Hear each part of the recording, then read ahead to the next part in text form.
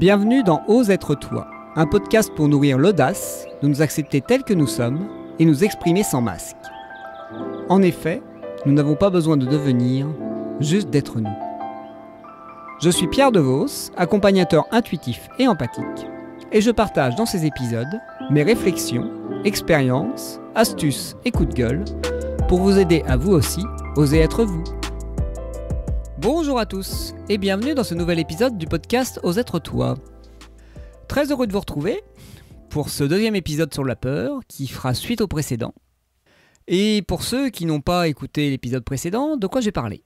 J'ai parlé de ce que la peur peut nous indiquer et en quoi je vois la peur comme une alliée plutôt que comme un ennemi. En effet, elle nous indique quand il y a besoin de réajustement.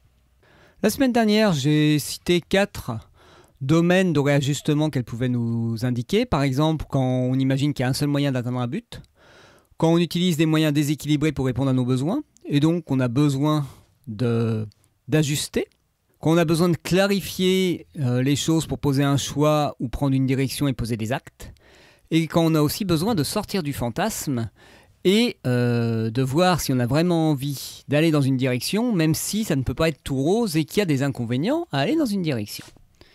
Et donc, est-ce qu'on est prêt à payer le prix de se mettre en mouvement ? Et comme vous le voyez dans ces exemples, et comme je l'ai expliqué dans l'épisode précédent, les peurs sont souvent activées en raison de croyances assez rigides sur la vie, avec une vision assez limitée de qu'est-ce qui est acceptable, qu'est-ce qui ne l'est pas, quelle est la bonne manière de faire, qu'est-ce qui ne l'est pas. Pour la peur dont je vais parler maintenant, par exemple, la peur de ne pas avoir assez de temps pour ses enfants et donc la peur de travailler trop, la peur par exemple de gagner trop d'argent, oui parce qu'on peut avoir peur de ça, la peur de donner son avis, là on est plutôt sur la croyance que je dois être parfait et donc je dois être reconnu par les autres comme quelqu'un de bien et donc si je fais ceci, si je fais cela, je ne vais pas être considéré comme ayant le bon comportement. Et donc on peut s'interdire plein de choses par peur de déplaire, par peur de ne pas être la bonne personne, par peur de devenir quelqu'un de, entre guillemets, mauvais. Et ça peut être encore plus renforcé par une croyance bien implantée de « je ne suis une mauvaise personne » ou « je n'ai pas le droit d'être comme je suis ». Et donc ça peut être par exemple la peur de gagner plus d'argent, la peur de travailler trop, avec l'implication « je suis un mauvais père ou un mauvais compagnon », la peur de donner son avis, parce que si je donne mon avis, je suis obligatoirement un emmerdeur ou orgueilleux. Et donc, pour arriver à dépasser ça, dépasser ce jugement qu'on a sur nos désirs et sur nos envies, et donc des interdictions ou des auto-limitations, même des auto-sabotages qu'on peut activer dans nos comportements et dans notre quotidien, ce qui est intéressant, c'est d'identifier le type de personne que l'on s'interdit d'être, et de voir si vraiment notre vision de ce type de personne est totalement objectif, on va dire. Est-ce que vraiment gagner plus d'argent, ça veut obligatoirement dire devenir quelqu'un de mauvais ? Est-ce que obligatoirement travailler plus, ça veut obligatoirement dire être un mauvais père qui ne peut pas être présent pour ses enfants ? Est-ce qu'obligatoirement donner son avis, c'est obligatoirement être un emmerdeur ? Et donc, en essayant de déconstruire cette croyance et de s'autoriser à avoir ce comportement de plus en plus souvent, vous allez considérer comme acceptable d'être la personne que vous avez envie d'être, ou de faire les choses que vous avez envie de faire. Par exemple, pour vous donner un exemple personnel, moi j'ai une grosse peur d'être ambitieux, parce que être ambitieux, c'est quelqu'un qui écrase les autres, qui prend trop de place, etc. Et donc, que ce soit sur le podcast, que ce soit sur les réseaux sociaux ou autres, j'ai tendance à m'auto-saboter, à avoir des comportements où dès que je sens que quelque chose peut marcher, ou je le garde dans mon placard, ou je ne le diffuse pas, ou je communique très peu dessus. Parce que comme ça, je reste quelqu'un qui ne réussit pas et je reste la bonne personne. Et donc en acceptant de plus en plus d'être quelqu'un d'ambitieux, de voir ça comme quelque chose de positif, et quelque chose qui peut aussi apporter au monde et aux autres, parce que si je suis plus visible, si j'ai plus d'impact, si j'arrive à attirer plus de gens à moi, par exemple, je pourrais aider plus de gens à se sentir eux-mêmes, à aimer être eux-mêmes et à oser faire les choses qui leur feraient du bien dans leur vie. Donc c'est quand même sympa. Donc posez-vous la question, quand vous avez un interdit que vous vous posez comme ça, inconsciemment, est-ce qu'il vous sert encore? S'il vous sert, continuez, mais s'il ne vous sert plus, pourquoi le garder? Une autre croyance qui peut activer certaines peurs, c'est la croyance qu'on ne peut pas changer d'avis et qu'il faut obligatoirement s'engager sur le long terme, ou je dirais même pour la vie. Exemple, la peur d'être dépassé par la réussite, que ça marche, et donc la peur de réussir, et donc ne pas agir pour obtenir des résultats, parce qu'on s'interdit de faire marche arrière, de changer, d'arrêter, de changer ses choix, de faire évoluer les choses. Pareil, moi, par le passé, j'avais tendance à ne pas oser prendre contact avec une femme ou demander à quelqu'un de sortir avec moi pour un premier rendez-vous, parce que je me disais, si je ne suis pas sûr que je peux la demander en mariage, entre guillemets, je mens. C'est comme s'il y avait une association, je suis obligé d'être sûr que je peux de vouloir vivre avec elle pour apprendre à la connaître, ce qui est un peu absurde. Pas obligatoirement la même chose, mais vous voyez. C'est pour vous donner des exemples assez concrets. Parce que oui, ces catégories sont plus pour arriver à structurer l'épisode et pas vous perdre dans tous les sens, mais pour vous montrer à quel point parfois nos peurs viennent de raisonnements un peu tordus. Et donc, sur cette peur-là, sur ces peurs où si je m'engage, je ne pourrais pas faire marche arrière, ce qui peut être intéressant, c'est de se répéter que si ça ne nous convient plus, on peut changer de décision. Moi, même si je suis marié, si un jour, pour elle ou pour moi, on sent que ça ne nous fait plus du bien d'être ensemble, on pourra changer de choix. C'est pour ça que l'engagement pour moi n'est plus un souci. Mais par le passé, j'avais tellement l'interdiction de ne pas respecter mon engagement jusqu'au bout que je tentais même pas. Parce que c'était un poids trop lourd de s'engager avec quelqu'un sans la connaître. S'engager à aller prendre un café, je précise. Et plus si affinité. Ce que j'imaginais même pas. Voilà. Ce qui me faisait peur aussi. Voilà, pour d'autres raisons. Et donc, comme vous voyez, des fois, ça part... les peurs peuvent avoir un multicouche, mais juste sur une vision tellement absurde que quand on regarde la vision en face, on se dit « mais c'est idiot !» Et donc, ça permet, en gardant ce côté absurde derrière la peur, des fois, d'oser passer le pas. Par exemple, moi, sur l'exposition sur les réseaux sociaux, parce que c'est un peu mon sujet ces temps-ci, je me suis rendu compte à quel point, en m'exprimant, il y avait très peu de gens qui allaient me poser des commentaires négatifs, parce qu'il fallait déjà que je sois une cible intéressante pour que les gens critiquent. Parce que ça demande pas mal d'énergie de poster un commentaire et de critiquer. Donc il faut avoir un public intéressant pour faire le zozo sous une vidéo ou sous un post sur Instagram. Donc pour l'instant, je ne suis pas une cible intéressante. Et quand j'en serai une, je serai assez à l'aise avec les critiques. Donc je n'ai pas de souci à me faire. Des fois, on a aussi dans notre tête la petite voix qui nous dit « ce n'est pas pour moi, c'est trop dur, c'est trop compliqué ». Et la raison pour laquelle on active cette vision-là, cette croyance-là, c'est qu'on ne voit que les inconvénients dans une situation. On recherche, par exemple, que ce soit simple, facile, rapide, et qu'on refuse que oui, parfois, faut y passer du temps, faut faire des efforts pour que ça se développe. Par exemple, dans les peurs de tenter une nouvelle expérience ou tenter un nouveau sport, on essaye une fois et puis on voit qu'on n'est pas bon, donc on ne va pas plus loin. On essaye de monter son entreprise, mais sans réellement y mettre de l'énergie, et donc on dit qu'on n'y arrivera jamais. Ce qui a été un peu mon prétexte et ma petite histoire pendant des années pour pas réellement me lancer. Voilà, parce que je me racontais que je n'y arriverai jamais.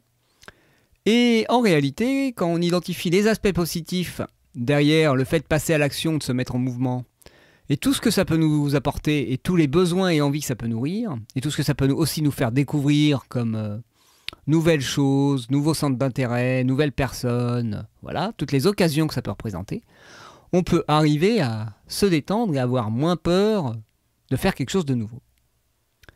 Et on peut aussi, je rebondis sur une peur dont j'avais parlé dans l'épisode précédent, en baissant ses attentes, accepter aussi que ce soit un chemin et de ne pas réussir dès le départ, pas être, par exemple, un champion du monde de course à pied quand on débute la course à pied, parce que oui, ce n'est pas réalisable, c'est pas réaliste, et Mais ça peut aussi être très chouette de courir sans avoir le but d'être le premier sur le podium. Si vous débutez à la course à pied et que vous souhaitez faire le marathon de Paris et que vous souhaitez faire partie des 100 premiers, la concurrence avec les Kenyans et les Éthiopiens qui font du 20 km/h sur un marathon va peut-être vous décourager. Mais si par contre vous vous dites « j'ai juste envie de tester mes limites, de savoir si j'en suis capable et savoir si je peux le faire », là la peur sera peut-être un peu moins grande d'échouer. Donc c'est comme toujours aussi, les peurs ça dépend de l'objectif qu'on se fixe, ce que j'avais déjà dit dans le premier épisode. J'aime bien répéter, ça permet de faire rentrer dans la tête.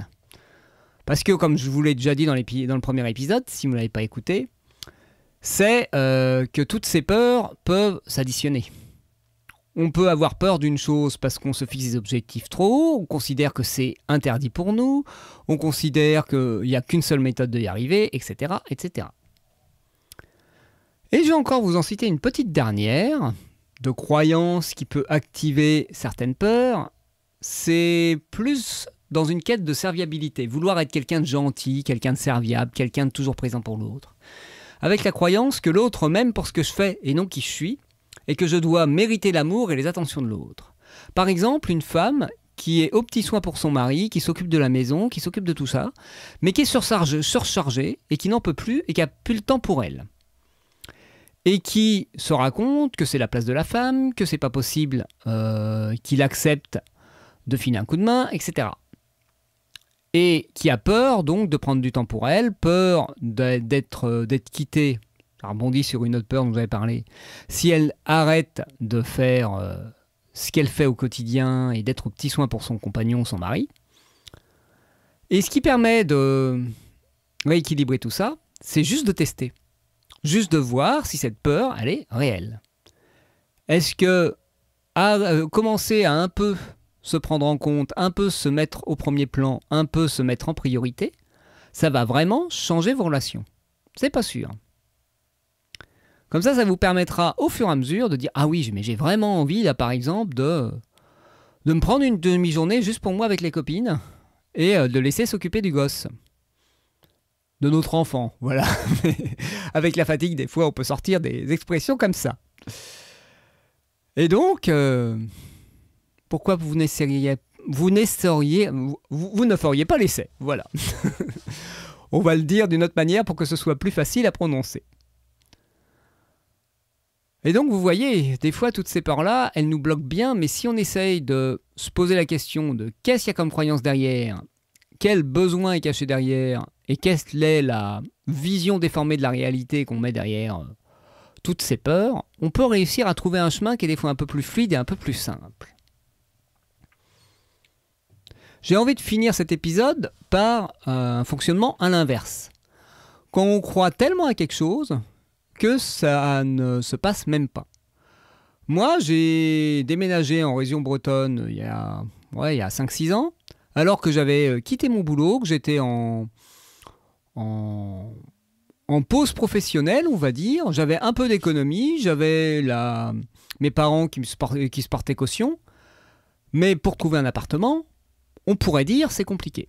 Mais moi, j'y croyais tellement que c'était faisable, tellement que c'était simple, que j'ai été chercher des locations dans les différentes agences. Et sur toutes celles que j'ai été démarcher, il y en avait 6 ou 7, il y en a une seule qui a refusé mon dossier et qui n'a pas voulu me faire visiter les appartements.